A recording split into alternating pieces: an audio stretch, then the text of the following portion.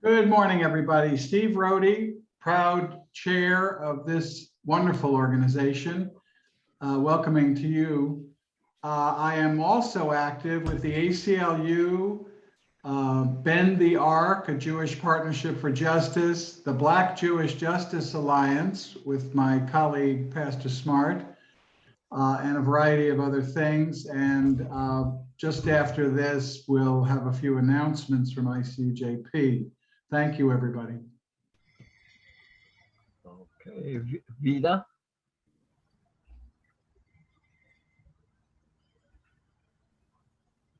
Are you there? Vida, you're muted.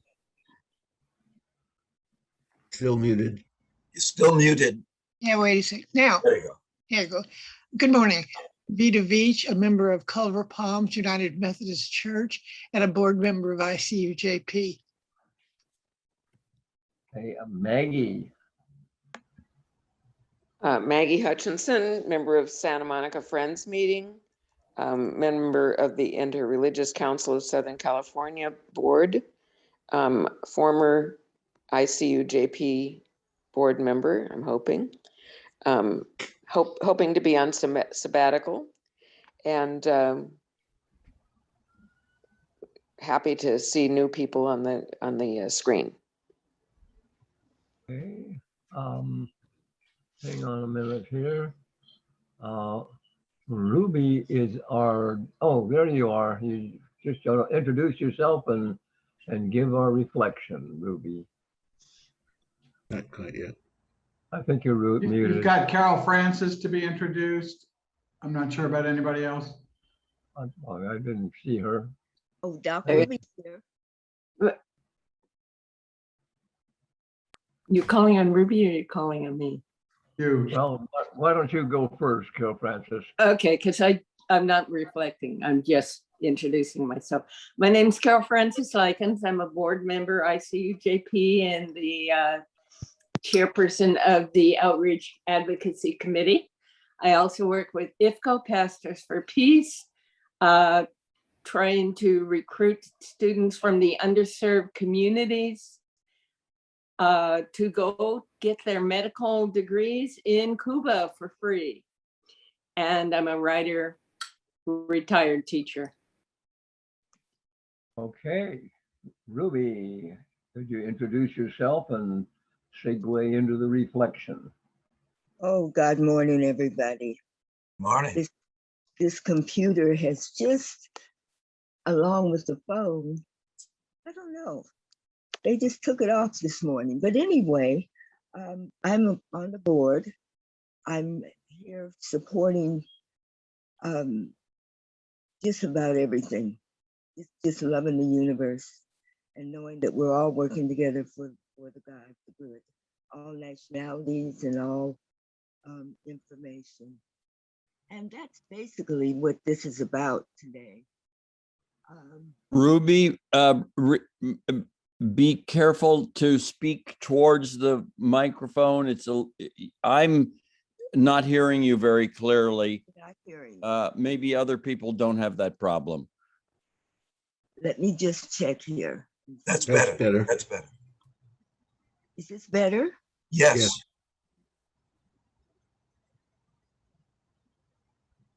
Yeah. All right. Well, I had thought about, I said, so many people had missed their body. So many people right now, we've lost a lot of wonderful people. And we're going to celebrate one for 2 weeks. So right now, I'd like to just open with just everybody, just take a breath for a moment and just close your eyes. And if there's someone that wasn't famous or somebody's on your heart, somebody who has released their body for the year or this year or in the past couple of years, just see the energy of love and light and all the good that they share. All the power within them, their visions coming true. Whether they were young or whether they were older. God bless you. And just this past week, we had a couple of people. We had John Madden. He was a legendary coach of the Oakland Raiders and the beloved broadcaster, age 85, Hall of Fame. And he went over unexpectedly. And then we had the former Secretary of State, Colin Powell.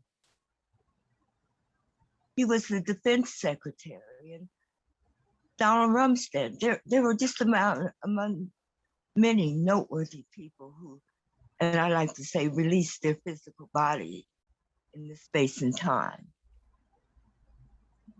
And then, of course, we had our beloved Desmond Tutu, who was born on October 7th, actually, in 1931.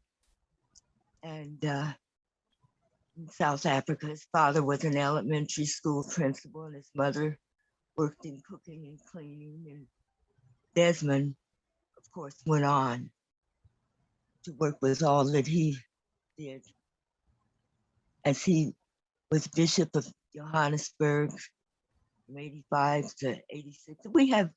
He was Archbishop of Cape Town.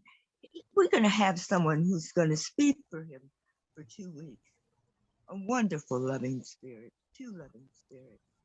But what really came to me was, and I thought, because I always enjoy this, and this was Ecclesiastes 3:2.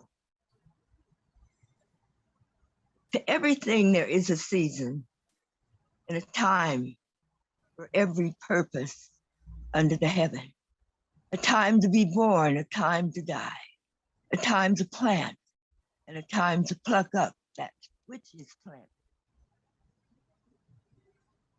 A time to kill and a time to heal. A time to break down and a time to build up. But I like to say a time to release the physical body and a time to be born. A time to weep and a time to laugh. And so we all can have a time to laugh here. A time to mourn and a time to move that body to dance. A time to cast away stones and a time to gather stones together. A time to embrace and a time to refrain from embracing is what they've had us do for the past year. A time to get and a time to lose. A time to keep and a time to cast away. A time to rend and a time to sow. A time to keep silence and a time to speak. And I don't see a time to hate or a time for war, but I just see a time for peace and love. But that's me. I see a profit, what we profit to, and we work. Those who labor, I see also there's a time to travel, which God has given to the sons and men, women, exercise in it. So we know that there's a time for everything. There's a time for us to come together on Fridays. Yes. So as I know all these things, and I know this beloved energy is going to support the speaker as he's in the invisible right now, but he's looking down on us or up on us or circling us, whatever way, flying over, you know that Bishop Tutu is. And I know anyone else that's on your mind that has released their physical body is truly blessing you at this time. And as I know and accept this, I just give this all to the divine power. And I say the divine power because it's different for each one. In thanksgiving and prayer. And so it is. Ashe, amen.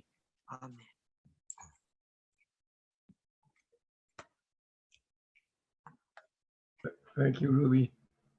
Um, do we have other announcements before we go into the program? Yes, Phil, let me give a few announcements. Before I do that, Michael, do you have the ability to text Grace? Do you have the film that she was going to show? No, I don't. I saw that she might have been confused, and I emailed her this morning, but I'm not sure if I have her phone. Let me check and see. And then if you separately text her so that she joins us, she will be the vehicle through which we are beginning our celebration of Desmond Tutu. We're doing that today and again next week. I only have an email. If you have my phone number, maybe you could text me her number. Yes. If any, I have my phone open for my announcements, so I don't want to lose that Okay. screen. All right. If I'll that, wait on that. well, so let me get into that part quickly. So we actually, ICUJP is very active in January. And we have 3 different clusters of events to briefly announce. Chronologically, the first comes on January 6th. And one of the purposes of Pastor William Smart being with us today is to talk about a We the People remembrance of January 6th. It will be a year since the insurrection and violent attempt to subvert our democracy at the Capitol and all the other efforts before and after that to subvert our democracy. So on January 6th, from 5 to 7 at the West Side Federal Building at the corner of Veteran and Wilshire Boulevard, a familiar place for protests and rallies and vigils, a whole array of organizations, including ICUJP, will be meeting from 5 to 7. We'll be exercising care regarding COVID. We'll be outdoors, masked. We have a lineup of speakers for that event that include our good friend Mike Farrell, Mike Bonin, Gina Belafonte, Jolie Fisher, Stephen Martin, Mana Shustari, and Pastor Smart. And this will be an opportunity to speak back to the forces that are intent on destroying our democracy. So I hope that everyone can join us for that event. On January 11, tragically, we are again rallying to close Guantanamo. And we're part of actually 3 events, or yes, 3 events on January 11. And I'd like John Crampner to briefly describe those events for all of you. Yes, as Steve said, Tuesday, January 11th is appallingly the 20th anniversary of the opening of our Guantanamo torture facility. It's associated with crimes against human rights, such as kidnapping, arrest without charges, imprisonment without trial, torture, and murder.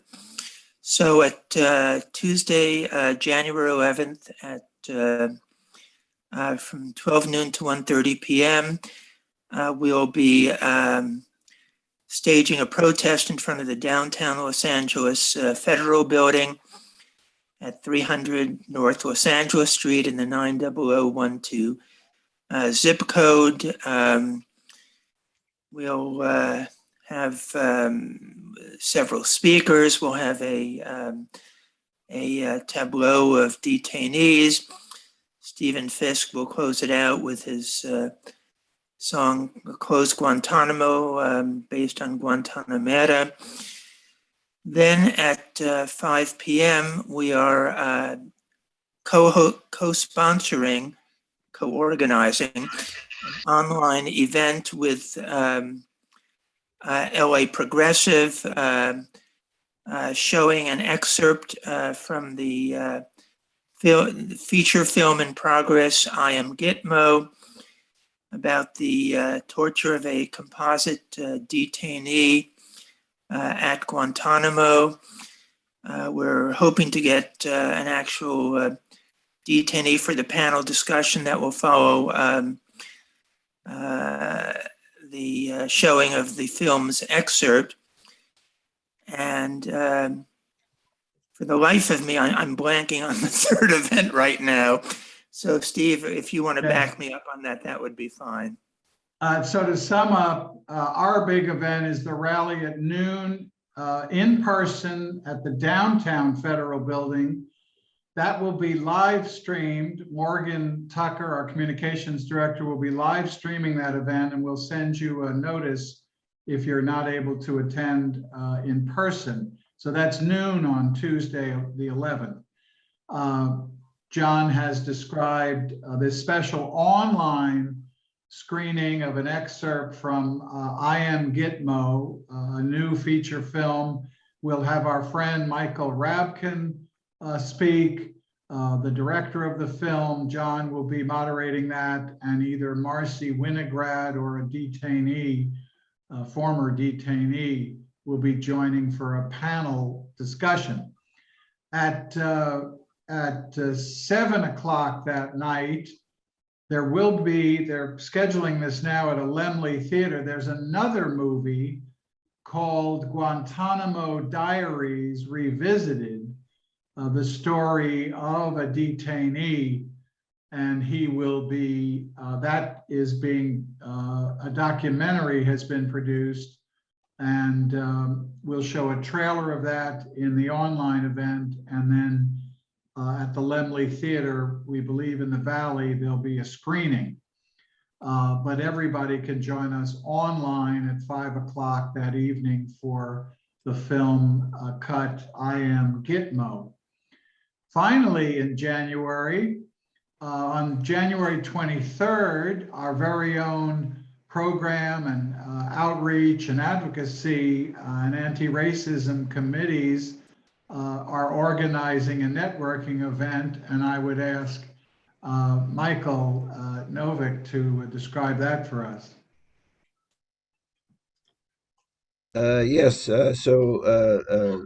Carol Francis mentioned she's been chairing the Outreach and Advocacy Committee. Fernando is chairing the Ending Systemic Racism Working Group, and I've been working on a program working group that we each meet on various Fridays after the regular Friday forum, and we combined forces to try to follow up on events that we held last year. We had two successful activities with Dr. Melina Abdullah of Black Lives Matter and the District Attorney George Gascon on overcoming obstacles to ending systemic racism. And then a follow-up to that where we tried to bring together people from faith-based groups that are dealing in their own congregations or mosques or synagogues with racial justice or anti-racism committee. So we're following up on that to have a networking meeting, trying to bring some of those people who are doing work together to try to see if we can build something more sustained and effective by joining forces and reinforcing each other's work and trying to identify some priorities for ongoing work and ongoing networking, looking at many different aspects of racism in our society in terms of not only the criminal justice system, but the environment, education, employment, housing, and many, many other areas. And from the perspective of ICUJP, trying to see how that connects to trying to build a society of peace and justice and ending the kind of war machine that robs so many resources and reinforces so many aspects of racism domestically and globally. So that's on the 23rd. It's a Sunday from 4 to 6 p.m. And if you are involved with efforts like that, we do want to try to coordinate and invite as many people who are seriously committed to moving that work forward to join together and see if we can, reach a critical mass of efforts that are rooted in faith-based communities and can have an impact beyond their own ranks. So we'll continue to have those meetings after this Friday forum the next several weeks to try to do some more planning on that and to organize the outreach more systematically. But if you have ideas of people you think should be involved, please get in touch with Carol Francis or Fernando or myself, or stick around after today's meeting and see what you can share. And we'll be Thank you, doing that Michael. again the next couple of Fridays. Thank you. Yeah, no, that's a very important wing of our work going into next year. I have reached Grace Dernish. She will be coming on the line. We're going to flip our programming a little bit because of that timing and Pastor Smart. But here, just for a split second, I saw Grace's name pop up. We see you. Yeah, there she is. Hi, Grace. Good morning. Can you hear us, Grace? Well, let me do this because I think I don't want to jam up the rest of the schedule. Just logging on. I'm so sorry. Good. Grace, we're going to slightly flip the schedule so that we can accommodate Pastor Smart, who's with us. And I'm introducing Pastor Smart. He's just a force of nature here in Southern California, President and CEO of the Southern Christian Leadership Conference of Southern California, as you heard. A hugely dynamic force in the movement for racial economic justice, a colleague of mine for many years, the kind of person who can call together a wide array from our community, and that's what's leading to the January 6th program. But I invited Pastor Smart to give us a brief reflection on this year past, how he sees 2022, his hopes and concerns, and to give you a better sense of what we're going to try to achieve on January 6th. So Pastor Smart, please share your thoughts with us. Thank you very much. And to this great august body, thank you for allowing me to be here. And thank you, Steve, for inviting me to this sacred space. I don't know about you, but every place that I think Steve Brody is, it's a sacred space. It's a space that things are getting done and people are committed to the cause. One of the things since I've been president and CEO of the Southern Christian Leadership Conference, I really have believed in the work of Dr. King's work around the beloved community, a community that, as you know, Dr. King believed that there was 3 ills in America: poverty, war, and racism. And so everything that he worked on around beloved community, it was to accentuate and overcome those, and one of those entities. And so that's one of the things we've been fighting and we've been trying to overcome and work against here in Southern California. And that very idea of racism and what it does to the human soul, what war does, and many of you are war advocates. I mean, you're advocates against war and poverty itself. And so, we have a wing that we work over against poverty in terms of giving food out and overcoming all the vestiges of that. And all of this is around, of course, beloved community. And right now, what happened in January 6th, 2020, 2021, we will never forget that. We will never forget the rampage of against America that day, against Trump and his minions trying to overtake the government. And so January 6, 2022 is a rallying call all around the country. And I just got involved here, but there are already people around the country, and it's a day of democracy, and they're working here also. And so it's just going on. We need people to be a part of that and to really get involved in that, because that's where life is for us right now. We've got to change some things in America. And that goes back into what Steve asked me about. What do I see? Well, last year was not the best a year for, I think, for Americans. When you talk about the pandemic, when you talk about what happened January 6th, when you talk about the continuous aggressive nature that one group seems to have against another group in America, when we begin to talk about all of these vestiges. And so we as a people, we are still called in the mission of Dr. Martin Luther King. We are still called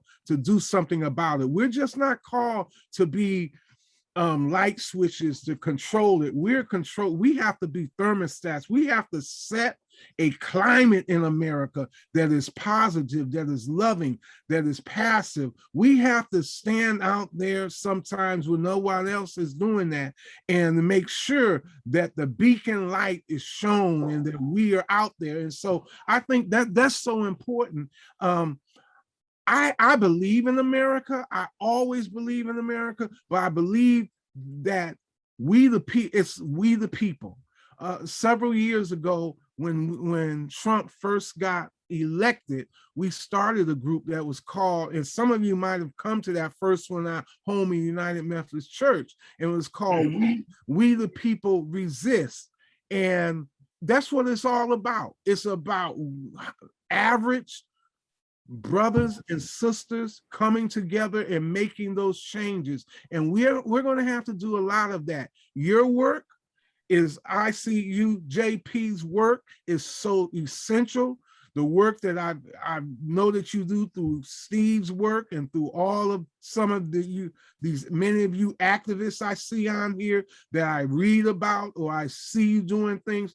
I mean, we have to keep this up, because if we don't, there are forces out there who are ready to take our vote. They're ready to take our civility as human beings. And so we just have, this is rise up time. I chair SCLC, and we're getting ready to have some gala activities, and we'd like for you to be a part of those activities. Some of them will be just on you'll see them in the daily things that we're doing. And so that's really important. It's really important that all of us seize this opportunity and seize this day, because America is not going to get right until we get it right. America is not going to be a force that it can be of righteousness, justice, and truth until we do that. And so that's why we have been involved in the things we're involved in. We're working with you. We would gladly work with you and want to partner with you in whatever we can do, because we believe that this must continue. We believe that the spirit of America is so crucial right now that we are the spirit of America. I don't mind saying this as I close, that I was in high school in 1976. I graduated, and that was the Spirit of America year, 1976, and that shows how old I am. I know, but we had a determination as young people that we were going to make a difference.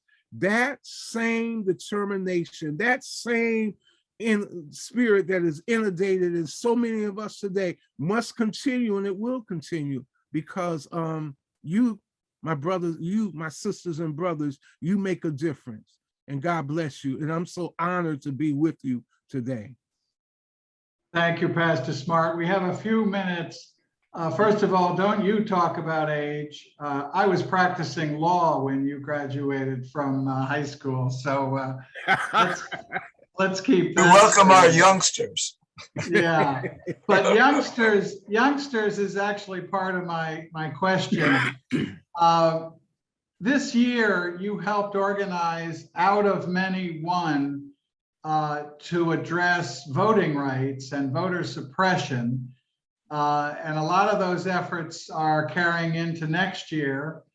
And in that coalition that I was proud to join you in, you attracted a lot of young people and a lot of intersectionality in terms of other organizations coming together.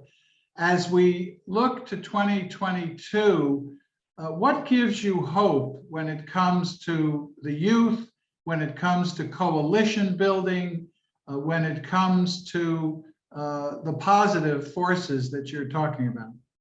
The first thing that gives me hope is that those forces, those young people, if one of the things I like, if you don't lead them, they're going to lead you. And so together we have a emerging of two ideologies that have come together, and they just want change. All of us, the young, the old, middle-aged, we are, if I could use those systems, they all want change. And so that's important. No, they don't like what's going on in the country. They don't like the racism. They don't like the voter discrimination. And really and truly, there is going to be a much more powerful force this year because of the issues around voter discrimination that's taking place. And so we can expect that we're going to rise, these entities will rise up again, well, continue. They haven't and continue to move forward. And so that gives me hope that this coalition will continue. It's all over the country. It's in various sectors, but they see the need. There's a lot of people that sees the need to make that change and to usurp them. I mean, to usurp into that area immediately of what the government, of what others are trying to do. Give you an example. Right now, there are organizations, and January 6th, a lot of this is going to be taking place. There are organizations that are targeting areas. There are California organizations that are targeting places like Texas, targeting places like North Carolina, to make sure that little small communities there, to get people out to vote, to register people in these targeted areas. See, a lot of that is happening around the country, that we know that in California, we have popularity in certain areas that we don't make a difference because we're already 80–90%. But there are people that are going through virtual apparatus and other things. They're going, and young people are making a difference in these areas right now. And that buildup is real. That buildup is really going to enhance voter turnout in these areas. That's just one example of it. Thank you. Phil, if I may call on Michael and then Robert. Yeah, I wasn't paying attention to the hands. Yes, Michael. Michael, you want to? You're muted. You're muted. Oh, I'm sorry. I was saying that Robert had his hand up before me. I can wait. Okay, yeah, well, I'll go ahead then. I think January 6th is really important. I think that there are, people in power right now who participated in January 6th and encouraged it.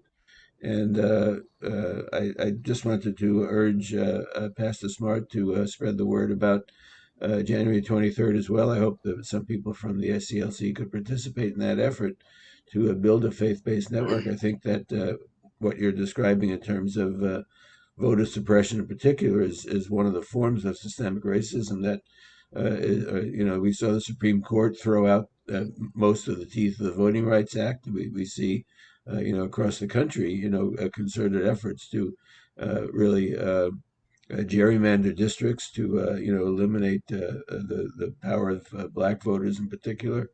And so I think that that's really a crucial work. So I'm very glad you're here with us. And I think this event on January 6th really important in that light.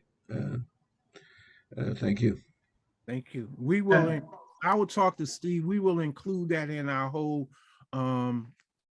agenda for the month of January. Yes, sir. The 23rd. That fits in line with the work we do. Excellent. Robert? Robert, Good morning. Thanks, everyone. Pastor Smart, delighted to meet you. A little late to the meeting today. Apologies for that. I was, well, look, I tuned in because I was lucky enough to float above my pay grade and meet George Regas. Because I met George Regas, I have a friend of his who recently passed, and that's what I thought the topic was today. So that's why I showed up, and I really don't mean to darken anybody's doorstep needlessly. After that, Pastor Smart, you know, my own theological background includes a couple of times I've gone to the online Universal Life Church, but also kind of a Holy Ghost ordination on 911. I'll further add, as an attorney, my retirement goal is to wear a bow tie kind of like that in my 80s while I trundle down the hall. There you go. Okay. Pleased to make your acquaintance. Pastor Lawson is one of those amazing unknown names. Everyone knows Dr. King. Everyone knows Gandhi. In our group, some of us know movies like Iron-Jawed Angels, from which Gandhi took many of his principles. And in our group, some of us have had the great good fortune to be in the presence with Mr. Lawson, Reverend Lawson.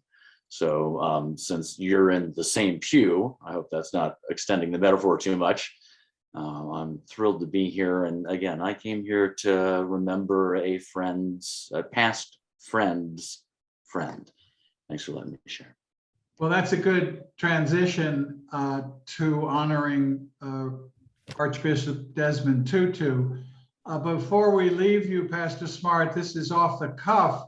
Did you have any opportunity to meet Desmond Tutu or to be involved in any joint activities with him? Yes. One of my seminary friends and I was talking last night. He didn't remember it, but I remember him coming to Duke Divinity School, and we met him at Duke Divinity School when he gave a lecture speech, and then after that we met him. And yes, that was the only time I had an opportunity to meet him. I was real enthralled with him then, and felt really empowered. And so yes, I had one opportunity to meet Dr. Desmond Tutu. Well, that's wonderful. Please stay with us as long as you can as we commemorate the life and work of Desmond Tutu. And he was a colleague and stood shoulder to shoulder with George Regas, the convener of this organization. And I hope after Grace's presentation, we may have some opportunity, the rest of us, to reflect on that powerful alliance and connection. But thank you, Pastor Smart. We will continue our coalitional work in the beloved community that you lead so brilliantly. Thank you for being with us today. Thank you. Go ahead, Phil. We'll turn it over to Grace. Yeah, I was going to ask the sequence here. We're doing Grace and the film first, and then going back to the main speaker, right? That is the program. In fact, let me get this on the table. Michael, would you explain our speaker for next week, who will also in part be addressing the life and work of Desmond Tutu? Yes, next week we'll be having Matt Meyer, who is a longtime human rights activist based in New York, worked with the War Resisters League. He's currently with an international secretariat on peacemaking, I believe. I forget the exact name of the organization. He's worked closely with Archbishop Tutu over the number of years, and in touch with the family. He'll be speaking about his recollections of working with the Archbishop, and also the role that the Archbishop has played in supporting efforts of resistance. I think that he had a very interesting essay out, which I think I sent around a link to, but if I haven't, I will do so. So he'll be sharing some of that, and also his recent experience as a special advisor to an international tribunal that was held in New York that found the U.S. Guilty of crimes against humanity against African and indigenous descent people in the United States. Wonderful. So yes, the program now will be Grace introducing the film and then helping us remember Desmond Tutu. Thank you. Can someone make me co-host, Yes, please? I made you the co-host. You Oh, should have great. screen sharing. Yeah. Okay, thank you. I'm gonna look for what I want to show.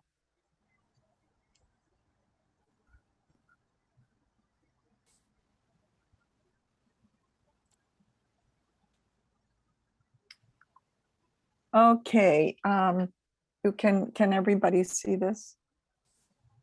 Yeah. Yes. Okay. So I wanted to show these two pictures because we, of course, as a group, have been very, very linked with Desmond Tutu. Many of us, way back, joined the apartheid struggle against South Africa. We kept up the work of boycotting and many other things that we did that actually worked for the liberation of, for the ending apartheid and ending up freeing Nelson Mandela. So we have a long history of coming alongside Desmond Tutu without really knowing him personally, perhaps. But then, as Robert said, because of the connection we have with George Regas and All Saints Church, a lot of us have gotten to know Desmond Tutu, the wonderful Archbishop, when he would come to All Saints. I think that one of the things that really stands out to me was his, and this is actually told about in many different obituaries and news items about him, is how joy just infused his whole being. Joy, he was about joy and laughter and dancing. And in spite of all the suffering that he had been through, and in spite of the deep suffering of the world that brought him to tears many times, he still felt a sense of joy and laughter. And so the picture there with him and George and Mary Regas is just so typical of who he was, and how he himself just contaminated everybody with joy and laughter. Mary Regas sent me this picture, and I had to share it with the world. I put it on my Facebook, and it's here. Mary, right after the Archbishop passed away, I sent her a text message, and I said, Mary, I am very excited to think about how George and the Arch are dancing together in glory, and how they're just joyful about that and about seeing each other again. And Mary responded and said, what an amazingly beautiful image. And then she shot me a bunch of pictures that she had of the two of them. So this one just picked up that essence of who Desmond Tutu was. And then the second picture there, he was given, we together gave him the George F. Regas Courageous Peacemaker Award in September of last year. And our good friend and priest, Wilma, Jacobson took over this piece of paper that he's holding because we couldn't actually send him the glass award, but we took a picture of it and she took it to him so that at the moment in which we presented it, he was holding that, if you all recall. And so these two pictures kind of are emblematic and symbolic of the connection that we have as ICUJP with the Archbishop. It's a great loss, but he's left a great heritage, and we need to be prepared to follow in his footsteps. And as Randy Hein Lamb, one of our people, keeps saying, now is the time to continue his work of calling out what's happening in Palestine as another apartheid. And so that's a challenge that the Archbishop leaves us. He leaves it to us with a sense of work for that, but always work for forgiveness and reconciliation. Never lose hope in people. Always be ready to forgive, and always be ready to move people beyond the place where they are and get them to work with you. So it's a huge challenge that we have. As I was looking at different obituaries and different newsreels, I came across this one, and I will play this. This is from South Africa News. I will play this one so that you can get a piece of his life. And let me hope that this works. Can you see this? Or okay, just a second. I'm going to stop share and then start another one. Are you able to see this?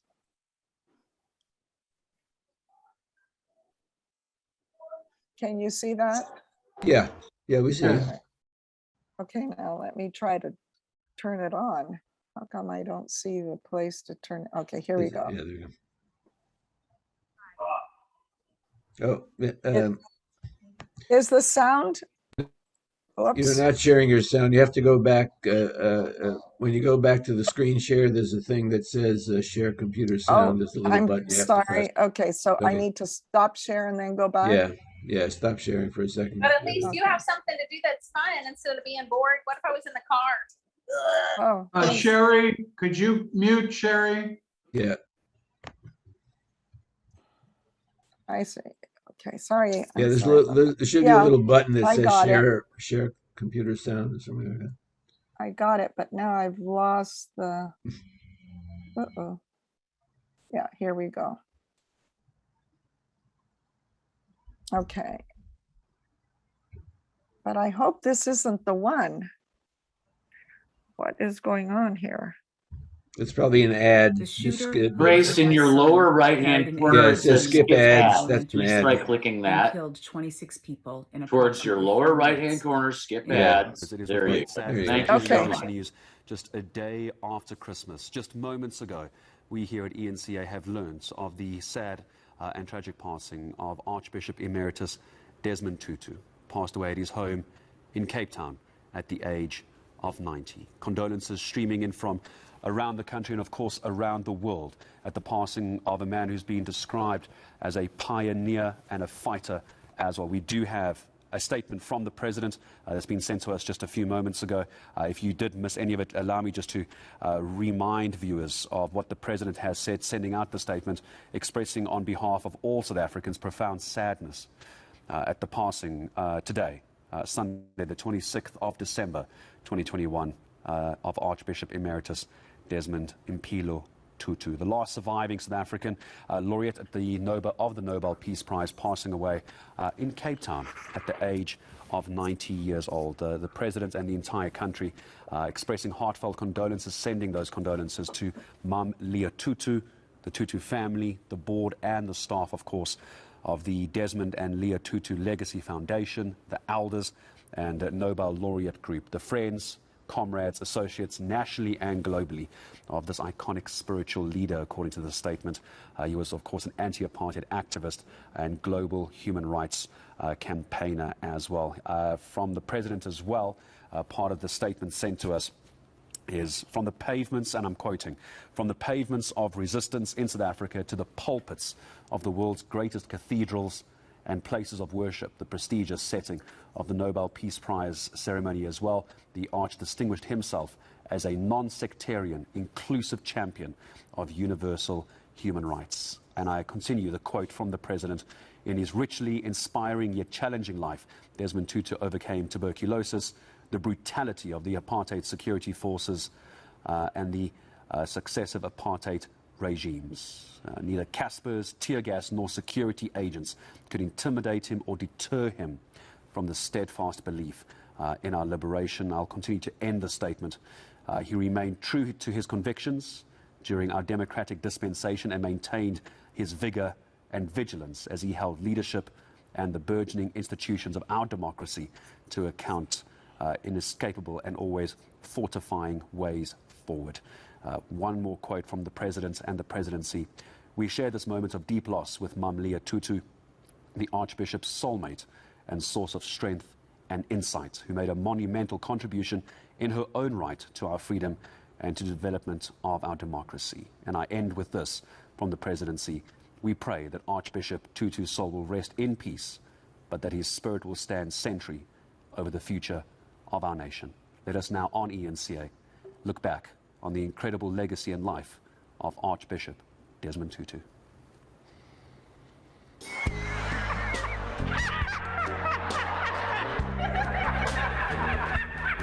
Thank you very much.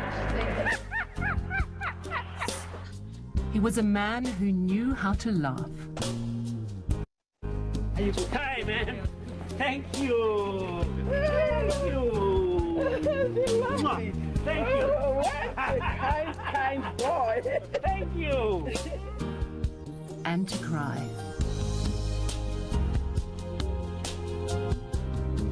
For decades, Archbishop Emeritus Desmond Tutu was South Africa's moral compass. Feeling of national euphoria that took hold in those early years of our democracy masked the necessity for us to follow through the work of healing a society battered and bruised by centuries of racial division and oppression. The man fondly known as the Arch was born in Klerksdorp in the former Transvaal in 1931. His father was a teacher, his mother a cleaner and cook. A young Tutu used to go to white people's homes offering a laundry service. He would collect and deliver the clothes while his mother would wash them. Tutu wanted to become a doctor, but because of a lack of funds, studied to be a teacher. In 1955, he married Nomalizo Leah Shenglani, one of his father's pupils. 3 years after the introduction of Bantu education in 1953, Tutu abandoned teaching in protest. He went on to study theology and was ordained as a priest in the Anglican Church. In 1978, Tutu was appointed General Secretary of the South African Council of Churches, leading the clergy in their opposition of apartheid. In the 1980s, Tutu earned the wrath of conservative white South Africans when he said that there would be a black prime minister within the next 5 to 10 years. His tireless fight for freedom was recognized in 1984 when he was awarded the prestigious Nobel Peace Prize. When you've been given the Nobel Peace Prize, it doesn't really belong to you, or in a way you can say it makes you answerable to the world. I mean, the world, as it were, has a piece of you. Tutu was known for being fearless. In 1985, He and a fellow bishop saved a suspected police informer from being burnt to death in Duduza Township. Tutu pushed through a mob of angry youths and rescued the badly beaten man just as he was about to be thrown into his burning car, a petrol-soaked tire around his neck. In 1986, Tutu became the first Black Archbishop of Cape Town, heading the Anglican Church in Southern Africa. If you've got a pack of hot dogs in the kitchen, toss them in the trash. And do this. And then, finally, democracy. Tutu coined the phrase, the Rainbow Nation, his vision for the newly freed country. Among Madiba's greatest gifts to South Africa was the lesson he taught us to see beyond pigmentation, beyond gender, beyond sexual orientation, beyond social status and religious belief, to acknowledge the worth of all people. That's where it begins. A year after the 1994 elections, Tutu was appointed to lead the Truth and Reconciliation Commission. He retired as Archbishop of Cape Town in 1996 to devote his time to this cause. Beautiful land with its wonderful people of different races, cultures, and languages, so that it will be a land of laughter and joy, of justice and reconciliation, of peace and unity, of compassion, caring and sharing. Since the demise of apartheid, Tutu has campaigned for gay rights, against the Iraq War, and former Zimbabwean President Robert Mugabe's regime, as well as climate change. We have only one home. This is the only home we have. In 2007, the Arch joined a group of senior world leaders such as former President Nelson Mandela and former US President Jimmy Carter to form the Elders to promote peace efforts around the world. In May 2013, the Arch declared that he would no longer vote for the ANC, praising its role in freeing the country from oppression, but condemning it for not doing enough to fight inequality, violence, and corruption. I won't vote for them. That is something that I have said. And I say it with a very sore, very heavy heart. Because I have felt that on the whole, they have tended to be close to the kinds of things that we dreamt about. Tutu had a close friendship with Nelson Mandela. When the former statesman died in December 2013, Tutu initially said he wouldn't be at the funeral because he hadn't been invited. Government denied this, and the Arch did attend. Now I want to show the world, which has come out here to celebrate the life of an extraordinary icon. We want to say thank you to that world, but you must show that world that we are disciplined. In that same year, the Desmond and Leah Tutu Legacy Foundation was established, focusing on youth development and social justice. He is survived by his wife, Leah, and 4 children: Trevor Tamsanqa, Tandeka Teresa, Nontombi Naomi, and Mpo, a reverend who left the Anglican Church because it wouldn't accept her because she's gay. Throughout his life, Tutu spoke out about injustice wherever he saw it.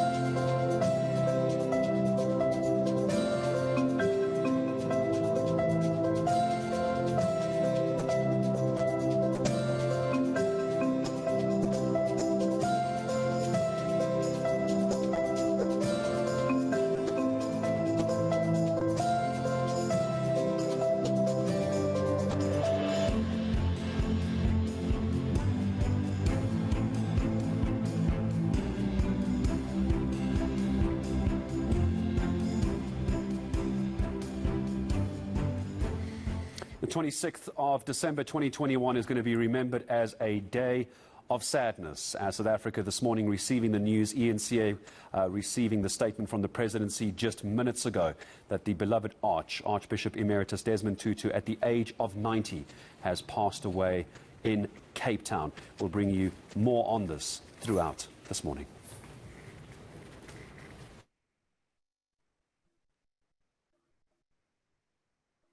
Thanks, Grace.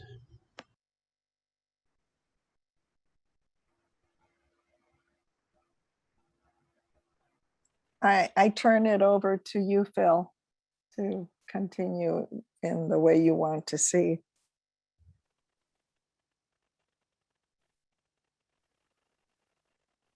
Wait. I think Pastor Smart said he had to leave at 8:30, so I don't see him on anymore. All right. We can open it up now for comments and questions reflecting on the life of Desmond Tutu, our recollections and how it applied to George Regas and ICUJP.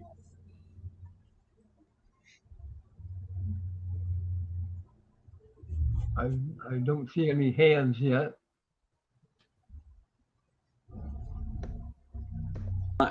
Unaccustomed as I am to public speaking and so shy, I'll start and then everyone will rush in after me. What a great presentation, Grace, of all the stuff that's out there on the news right now and everything else that folks could have seen. That really was a great selection, and I'm so thankful and so grateful. I see now hands are going up, so I'll shut up, but good to be here. I always felt above my pay grade when I was at this table. I mean, why am I rubbing elbows with someone like George Regas? And so, yes, I'm here, I guess, in, vernacular to represent, because I was fortunate enough to meet George. I was that much closer to Mr. Michael? There's a lot of noise where I am. I'll wait.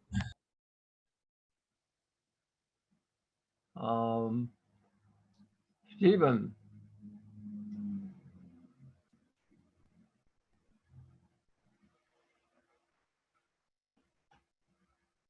Which one?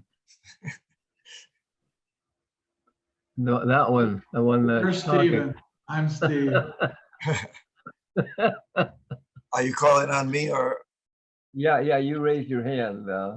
Yeah, well, I'm one of many, so I guess I'll go. I think that around this table, we have been blessed with people like George Regas and James Lawson and Rabbi Bierman, Mayor Hatut, and so many who recognized what Desmond Tutu recognized. And that was fearlessness, healing, teaching this rainbow idea of our wholeness and our togetherness as a human family, and peace and justice. And Desmond Tutu in particular had this joyous dance that he did. And it's so wonderful to see that movement in his body that sprouted out of his wonderful spirit that was always ready to recognize the good in everyone. He was inclusive, an inclusive leader, steadfastly remaining true to his convictions of peace and justice and honoring the human spirit, the God-given human spirit in all of us. And that legacy is a legacy that we carry here at ICUJP. And so we are touched by Desmond Tutu. We are touched by our founder, George Regas's relationship with Desmond Tutu. And through that legacy, we are receiving the transmission, the transformational qualities that we seek to see in this world through them. And we are moved to be activists, and we are moved to do good in this world because of this kind of prophet that has blessed our world with their presence. Sherry?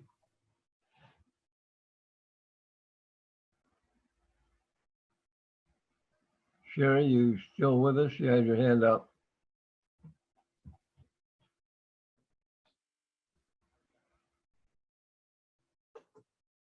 She'll need to unmute, I don't know. Well, let's move to Steve Rhodey.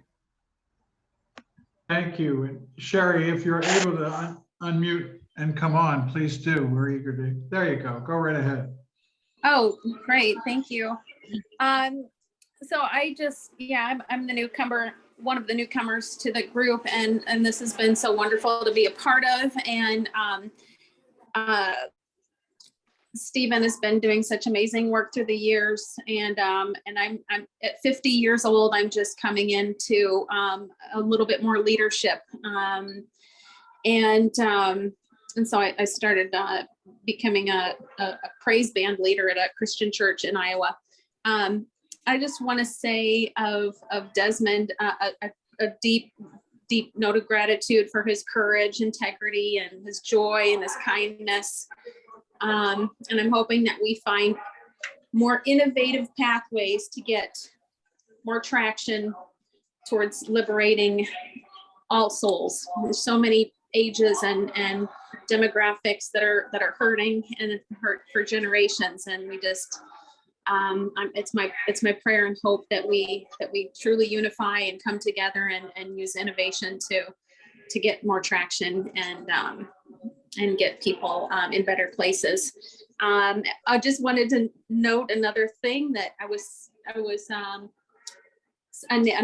another Desmond popped into my mind. There was the soldier Desmond Doss, who was also another great Desmond, who refused to take a gun into the battlefield. And so anyway, it was kind of funny that name popped into my head, and I thought I would share that because it's kind of a cool little coincidence. But I wish everybody a wonderful finish to 2021 and a phenomenal 2022. And thanks again for allowing me to join you.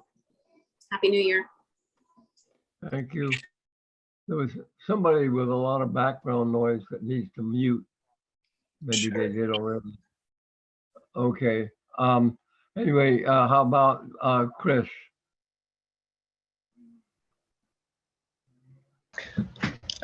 I was just reflecting on the several times we met, and he was both, as the video showed, a person filled with joy, but he was very clear about his values and his principle, and he didn't back down on those. And I celebrated that he was able to bring those two gifts together, both joy and faith and hope, but also at one point he said, I would love to shut up, but I won't because I need to speak out.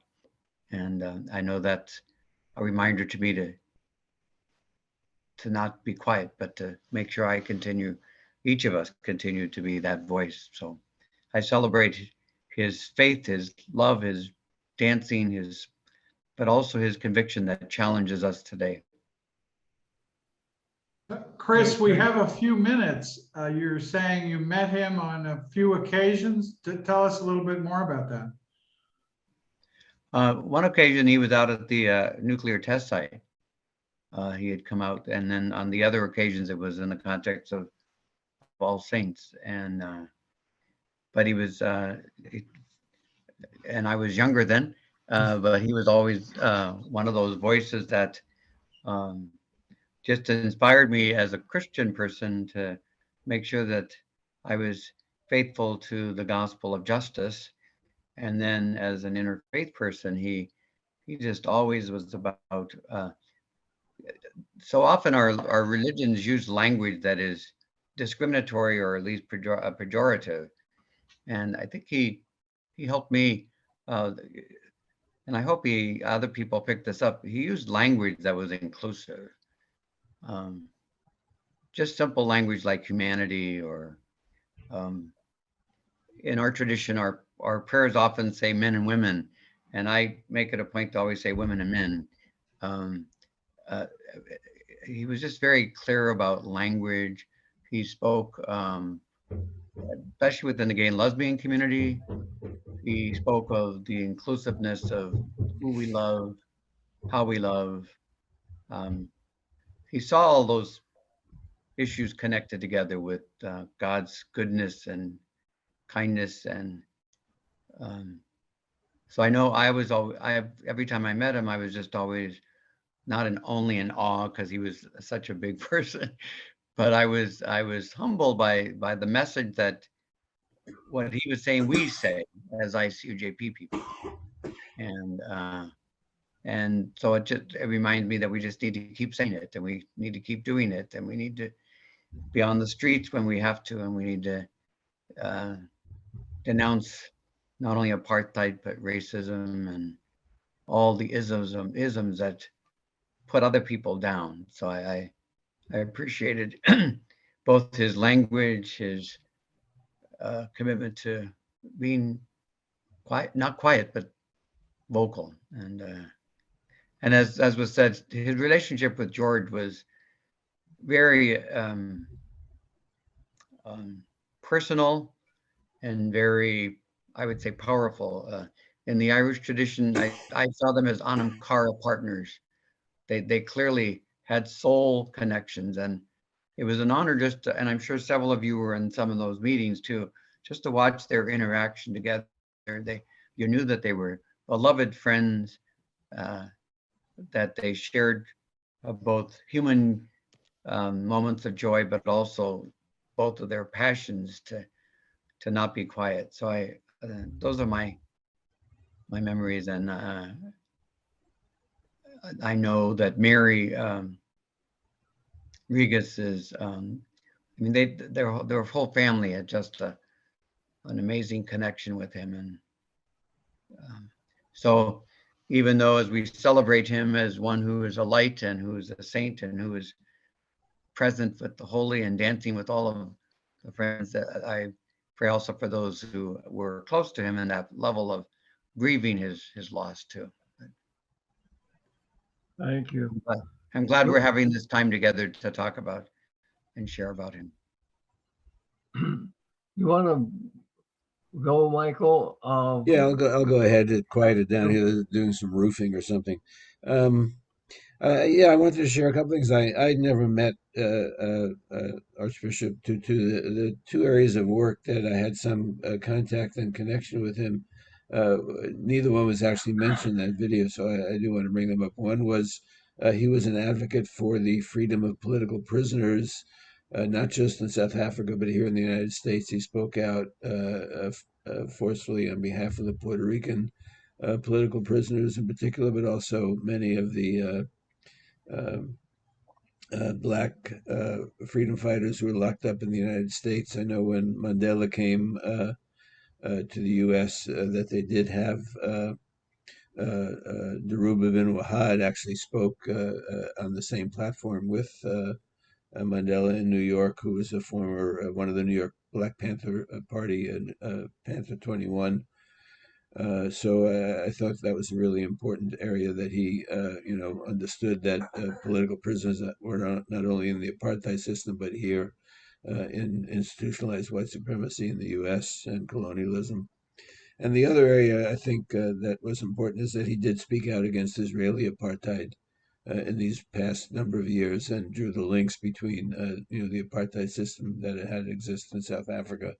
That was, drew universal condemnation, and the system now in place in Israel and Palestine. And I think those are really significant. And I thought it was significant that they weren't mentioned actually in that news reel, because I think that those are areas that make some people more uncomfortable than, past victories against things like the apartheid system.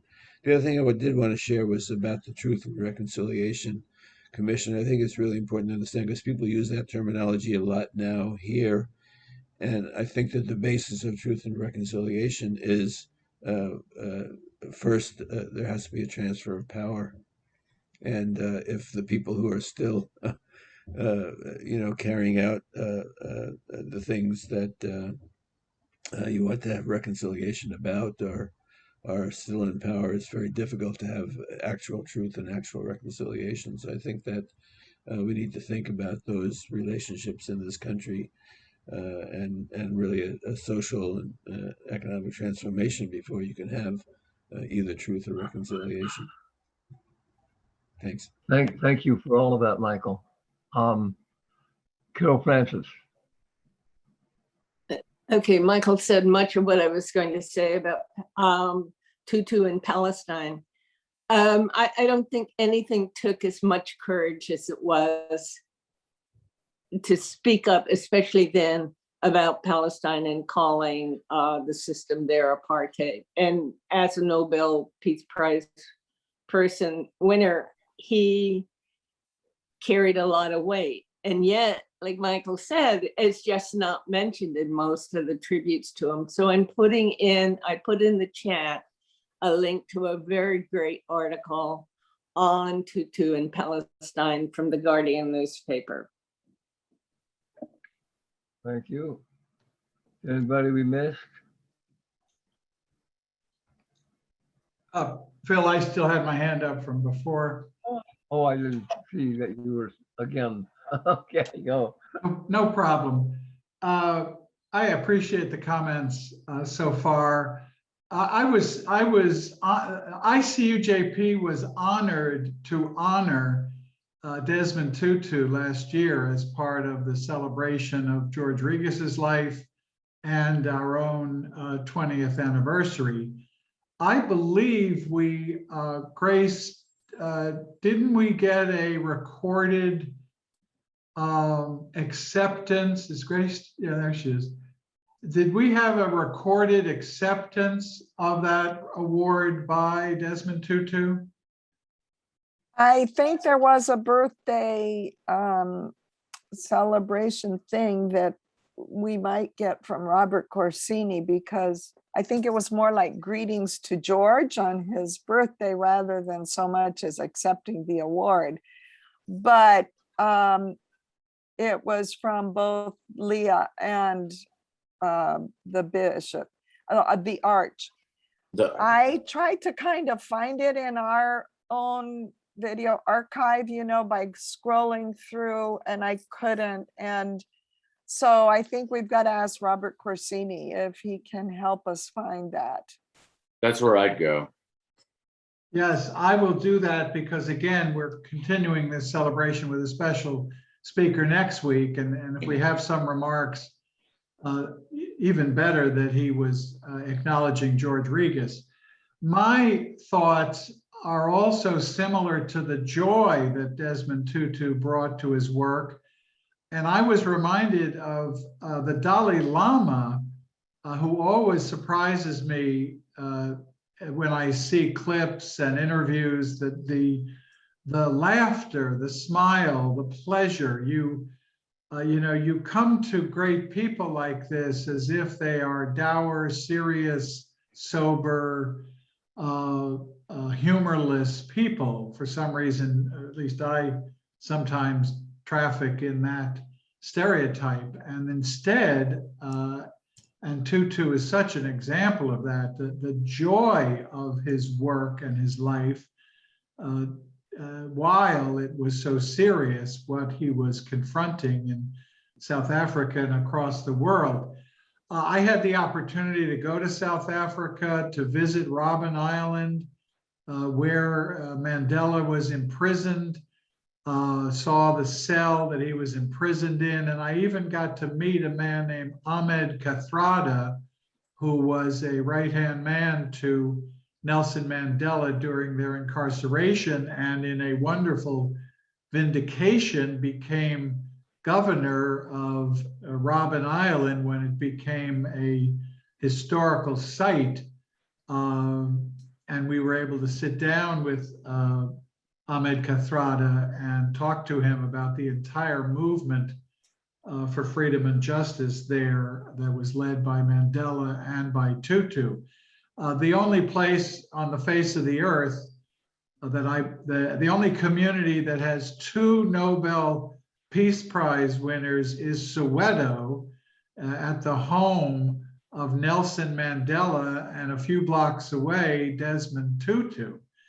And that's how much a part of their beloved community they were at that time.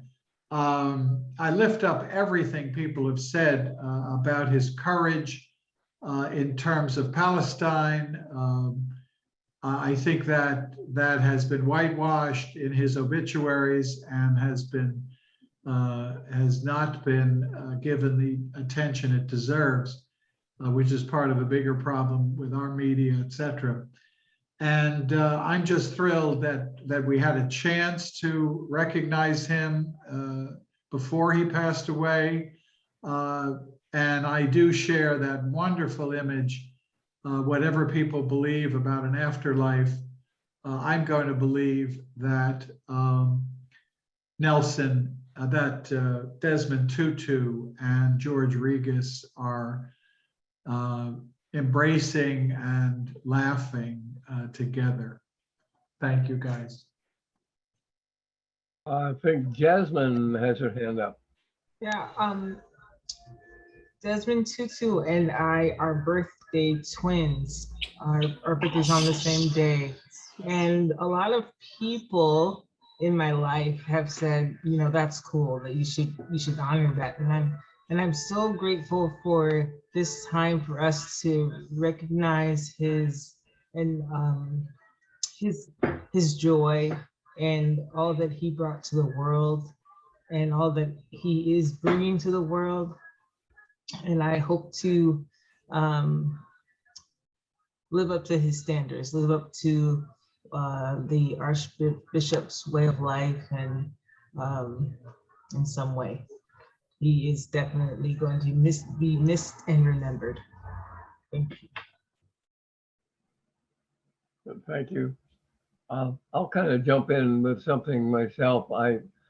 On the day of Desmond Tutu's death, I just started sending things out on Facebook. The announcement, people were posting very profound quotations from Desmond Tutu, and someone posted the obituary, and I just kept sending this stuff out. And after about 5 or 6 of these, I made a little comment. I said, well, tell me if I'm overdoing this. And one of my colleagues here at the Friends meeting called me on it. And he said, well, the volume of your stuff is kind of trivializing. And I thought about that. I said, how can you trivialize your admiration for somebody like that? And I didn't say it, but that was my feeling.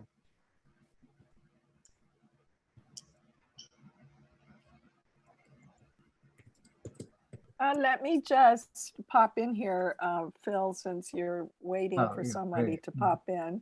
One of the things that you may remember, George was the head of the Desmond Tutu Foundation here in the US branch. And so, believe it or not, he worked hard, he and Mary worked hard to raise money for the Desmond Tutu Foundation, and it was another deep link that they had together. And that's why I had hoped Lydia would be able to get on. She asked last night for the link and I sent it to her, but she didn't come on. I hope she can come on next week. So I'll make sure like Megan can help her a bit with the link, because she was working in the office of the Diocese of Los Angeles with John Bruno, with all of that connection. And every time Desmond Tutu came, you know, she would be the one that arranged the travel and receptions and whatever. And I had lunch with Lydia this week, and she was telling me that he would grab her head and he would kiss her and thank her for everything she was doing. So she has a lot of personal remembrances of him, and I hope she can join us next week. There's Grace, an I'll jump in. I had Facebook interaction with her this week, so hopefully that's a sign that she's active and there's a good chance of that. Yeah, her problem is her iPad is broken down and they're trying to get it fixed. And so she can only do it through the phone. And that was the problem. So, we'll see how it goes. But the article also that I posted in here is a very, very long, but very good article that talks more about his theology and his life. And it does include some of these more controversial things that the South African news media did not want to include. So, and one of the things that he did do was really weep and weep when he was doing the Truth and Reconciliation hearings, because of the humanity that he felt there. And I think that's the counter to the joy. If you don't know how to grieve deeply and empathize deeply and put yourself way deep in the pain of others, you also don't know how to experience the joy. And it's kind of a paradox of this world, right? So I think he was able to do that. And I just wanted to share that. Thank you. I'd like to interject for a couple of things for a minute. One, Grace, could I prevail on you to close us out today? Grace? Sure. Okay. Do we have any other announcements we need to do? If I Carol may. Francis has her hand up. I thought that was from previously, but go ahead.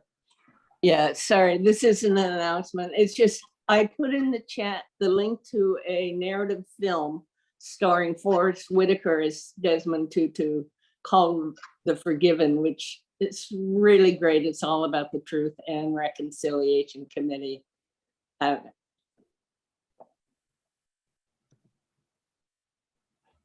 Oh, Robert, did you put your hand up again? I did. This is an announcement.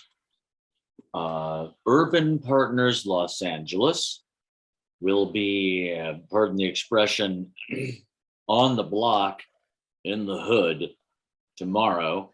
I reported about 6 o'clock to start setting up tickets and the sign-in board. If you know anyone who is food insecure, there's free food, roughly 8th and Vermont. It's about a half a block in, but that's where the line will be. I'll be there in a great big old black parka, unrecognizable because you can't see that I'm bald. I'm on the sign-in group. If there's anyone who's stupid enough to have nothing better to do on Saturday morning and come help feed people, you see my my phone number there. Text me. Thanks. Thank you. Well, before we're kind of early here. Does anybody else want to make some comment? Well, I thought early might work to our advantage if Carol Francis, Michael, and Fernando believe we can turn to activism in the spirit of Desmond Tutu. So we could conclude this meeting as we normally do, take their small break and convene into their working group. I think Ruby has her hand up. Who? Oh, Ruby. I was just Carol enjoying. Francis both have hands up. God bless. Thank you. Yes, Ruby has her hand up. Okay, Ruby, go ahead. All the comments about Desmond Tutu. And I was wondering if these 2 weeks will be recorded. Was the meeting recorded? Yes, it was. It's still being recorded. Thank you. I will take this moment to call attention to the need for money to keep this organization going. There is a link in ICUJP.org where you can donate virtually, and I'd like to encourage folks to do that. Anything else before we close out? I'm not sure if Carol Francis had her hand up again or just a remnant. Okay. If we're lifting people up, I did want to lift up Matt Harper's father and his whole family.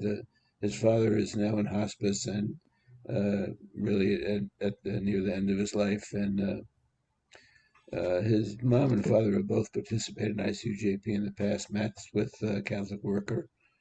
And so if you can keep him and the family in your thoughts. Yeah, I would like to lift up the many people who were displaced in the Colorado fire. I believe thousands of homes were destroyed. It was an urban firestorm or suburban firestorm that was truly horrendous. My son-in-law in Denver has a little brewery there, and he opened up his doors for refugees from the fire to come in and use their internet and get a free beer. I don't think it'll more than crash the surface, but it's a great gesture. I actually also wanted, I'm sorry. I see Reverend Louis Chase has joined us, and we'd love to hear from him, I'm sure, any reflections regarding Desmond Tutu. Louis, welcome. We love you. We miss you on our Fridays, and we welcome you. Well, thank you very much. Good morning to each one of you, and I want you to know how much I also miss you. Part of my Friday morning is a communion service, which finished about 5 minutes ago. So I thought I'd just come in and be with you. ICUJP has been a sort of beneficiary of the voice of Desmond Tutu. And this may have been said before. He was a very close friend of George Regas. And if I'm correct, the Tutu Foundation was also run in part by George Regas. I met Tutu in a number of capacities. One was through the Holman United Methodist Church. He was there at least 3 times when he was in the region, and I also met him at All Saints Church and in the company of George Regas. Those years, let's call it, the years of apartheid were just so, I would say, devastating to all our souls. And also the role that our government played in maintaining apartheid. And I think it's due to the goodwill and the of people who protested about the sort of iniquity of apartheid, and those who, I would say, struggled and died, and just struggled and struggled to bring that regime in South Africa to an end. Tutu was always filled with, I I was going to use the word optimism of the future, but the code word, I think, within my circle is he was filled with hope, always filled with hope. Wherever there was darkness, Tutu saw light. Wherever there was sorrow, he brought about an atmosphere of joy. And he worked well with not only with the faith community, but persons who were not part of the faith community. And he is truly a saint of our time. He is truly, I would say, like some of our other saints, including our local prophet, Jim Lawson. The two knew each other and also espoused the philosophy of non-violent resistance. I'm at the moment trying to read a book. One of Tutu's books is called Desmond Tutu, The Rainbow People of God. And I would recommend this book to anyone who hasn't read anything or don't have anything at the moment. And it's also, I think, cheap. You can get it for about $4 online. But this book traces his relationship with a number of people who were, well, let's call it in the front line.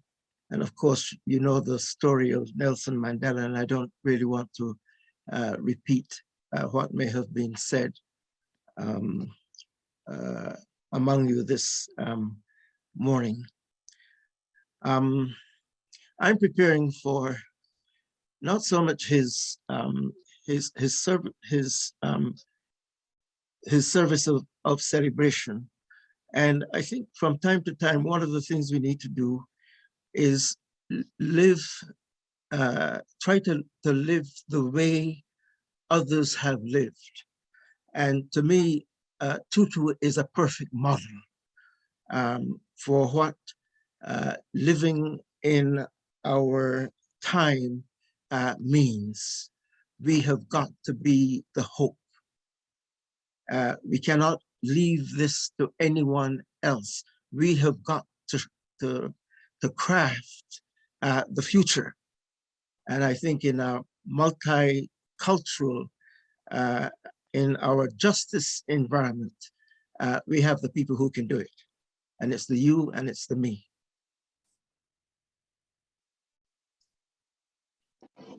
Thank you.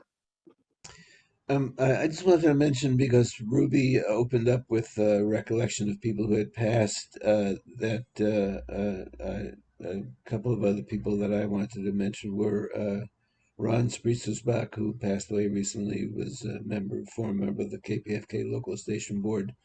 Also, Reverend Bird, Mary Kara of the Karas Unity Center, passed away just recently in December. Great loss. He was a leader of small churches, in this community that did not have maybe the reputation of Holman or All Saints or like that, but did a lot of work in the community, and particularly dealing with people coming out of incarceration. And then, sadly, also Russell Maroon Schultz, who is a former political prisoner locked up for many, many years, and released on a compassionate release because he was so ill, and just passed away. So keep them in mind as well. I would like to uplift two people who are very close to me who passed away. My sister, who was an anthropologist, a professor of anthropology, and a gospel singer, passed away just a year ago now from pancreatic cancer. And my dear friend, longtime musical colleague, Barry Fosman, who I recorded with for more than 20 years, has passed away just within the last month of pancreatic cancer also. And I pray also that we can find a cure for these diseases that have taken such a toll on humanity. I'd like to acknowledge the passing of the year 2021 and the passing of the last 2 years. The loss of life of people we know and people we don't know. The willful resistance of people to consider their friends, family, and community by refusing to get vaccinated to help save themselves and others is an appalling side of American society today. These have been awful years. The saving grace is, one of the saving graces for me is this group. These meetings every Friday throughout these last 2 years, to be able to see each other, to have some measure of camaraderie, of friendship, of kinship, of laughter and knowledge and hope, has been a huge sustaining factor for me in these years. And I thank every one of you for that.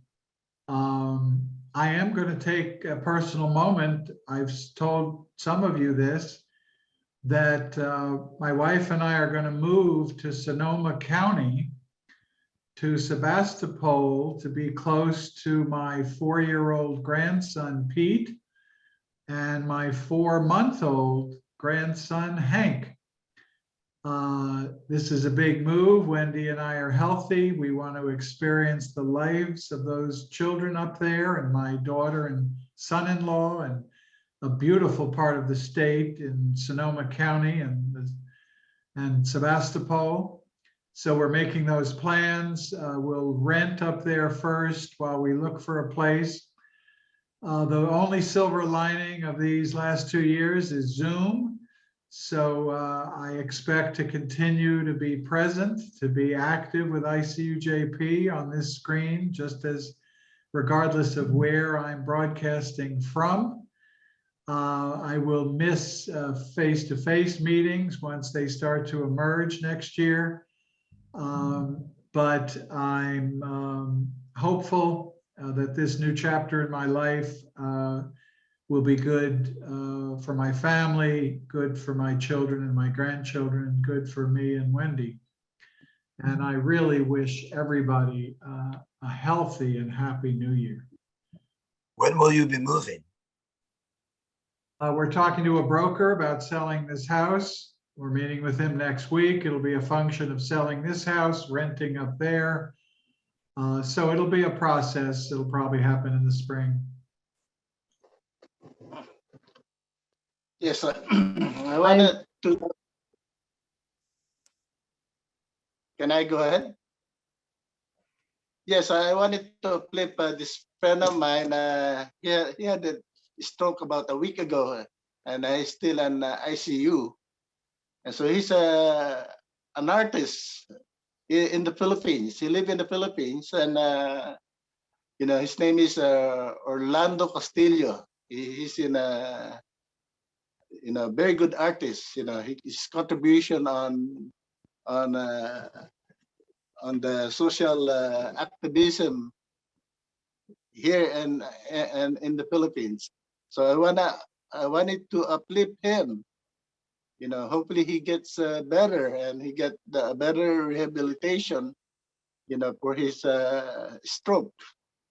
And so hopefully he'll become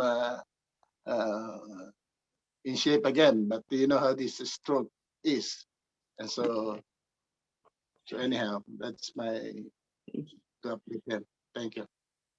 I want to lift up Cuban doctors that have been taking on COVID like no medical team anywhere else throughout the world. And the Cuban Revolution, developing a vaccine and working towards getting their entire population voluntarily vaccinated, fully vaccinated, and then developing the vaccine enough to share with countries that don't have it.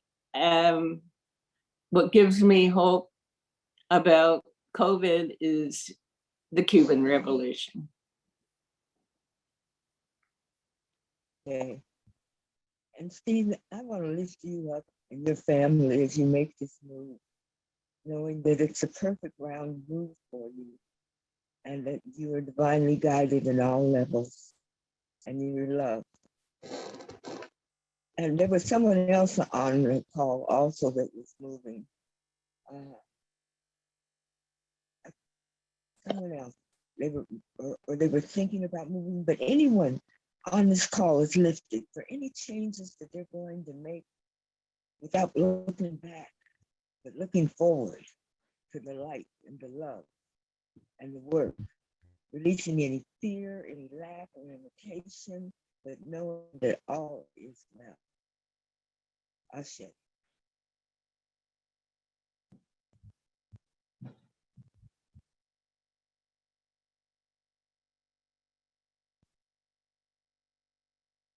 Phil, do you want me to close now? Oh, pretty please, can I 15 seconds? Phil is the moderator. That's why I'm listening. Phil, you're muted.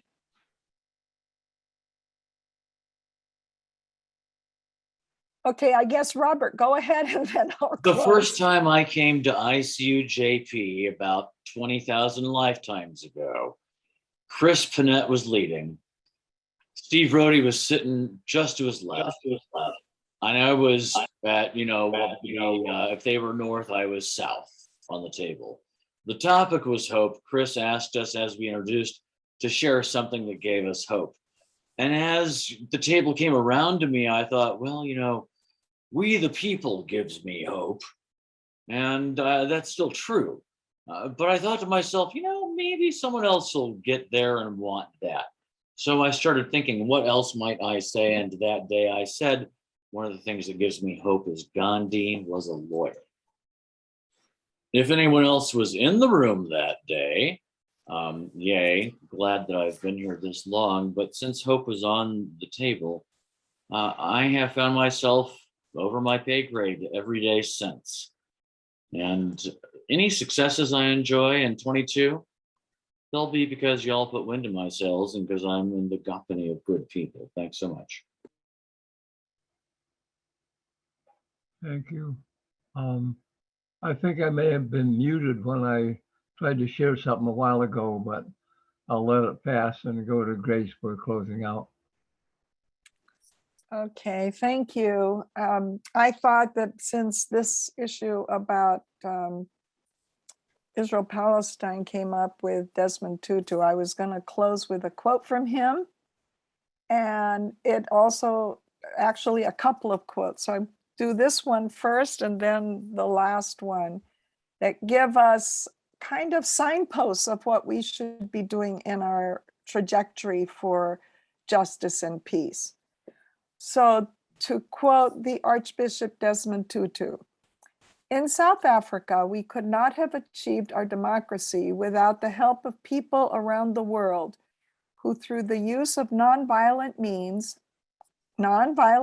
let's remember that, such as boycotts and divestment, encourage their governments and other corporate actors to reverse decades-long support for the apartheid regime. My conscience compels me to stand with the Palestinians as they seek to use the same tactics of nonviolence to further their efforts to end the oppression associated with the Israeli occupation. That is Desmond Tutu. And so as we close out the year, let's keep in mind these final words from the Arch. Do your little bit of good where you are. It's those little bits of good put together that overwhelm the world. Let's go out and overwhelm the world by doing our little bit of good. Happy New Year. Thank you, Grace.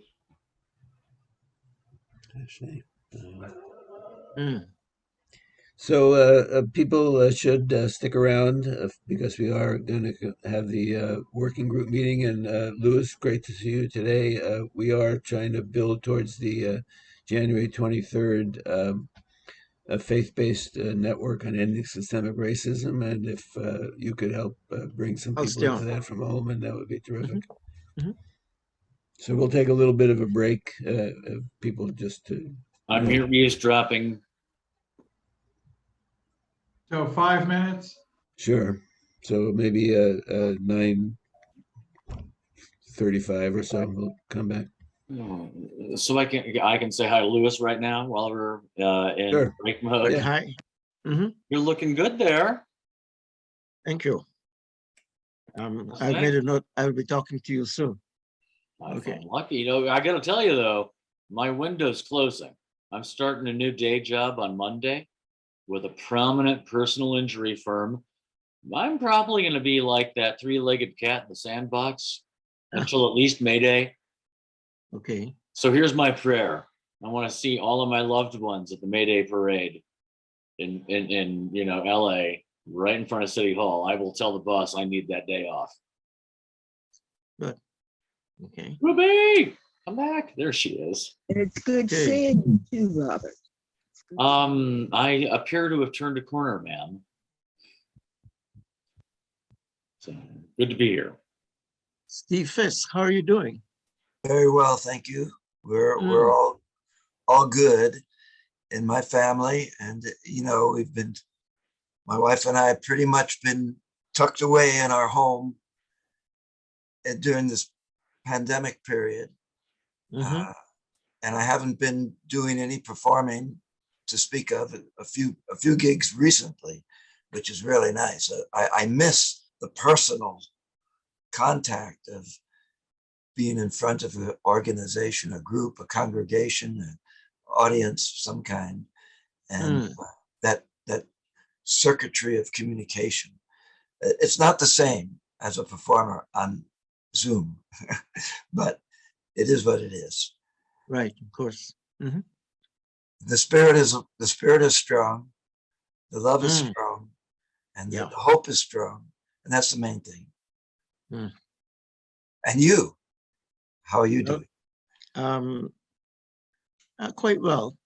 You know, I've been working with the group Stand LA on trying to stop oil drilling in Los Angeles, and also, well, Los Angeles City, Los Angeles State, and also in the county. So that is going well. We've only had, I think, one face-to-face meeting in almost 2 years. But we continue to do our, do our work through this platform, and hopefully there are going to be some drastic changes in LA within the next few months pertaining to the question of the closure of oil wells.